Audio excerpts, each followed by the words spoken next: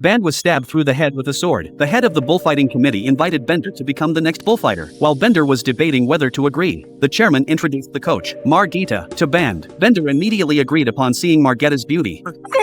After some time of intense training, Bender began participating in the bullfighting matches. At the start of the match, Majita reminded Bender to always keep his clothes neat and tidy. Then Bender bent down to adjust his stockings, and the bull charged straight at him. The audience stood up excitedly. At that critical moment, Fry's beer hat fell off. Fry bent down to pick up the hat. The bull's attention was immediately drawn to his red outfit, so it changed direction and charged towards Fry. Just as the bull was about to hit it, Bender quickly went to Fry's side and pulled him down. Subsequently, Bender jumped onto the bull's back and covered its eyes. The bull lost its sense of direction and crashed into the wall, but Proud went wild with excitement. A group of female robots threw their parts at Bender, but one of them was too heavy and pinned him to the ground. By this time, the bull had flipped over and was charging toward Bender again. In that moment of danger, Bender recalled Majita's advice. He drew a sword from his head and swung it at the bull. The bull couldn't stop and ran right into the blade. Bender won the match. Afterward, the committee chairman cut off the bull's head and presented it to today's winner Band. That night, Bender finally got what he wanted, Majita. But after their passionate night, Bender lay in bed staring at the bull's head on the wall. Unable to sleep, he decided to go for a walk and unexpectedly came to the bull's pen. So Band decided to apologize to the bull. Band sat next to the bull. Something unexpected happened. The bull actually spoke and warmly welcomed Bender. The bulls crowded around him, pressing Bender down. At first, Bender resisted, but he soon relaxed and fell asleep. The next morning, Bender stormed into the living room and announced to everyone, the bulls have their own thoughts too, but no one believed him. Bender announced that he would boycott bullfighting. Margita was disappointed in him and left, making an excuse that she had a match that afternoon. To protest bullfighting, Bender decided to wear the shell of a dead bull and enter the arena to give a speech, hoping to persuade Majita. However, once the match started, he found himself unable to take down the bull's head. Majita quickly cornered Bender and thrust a sword through his head. Just then,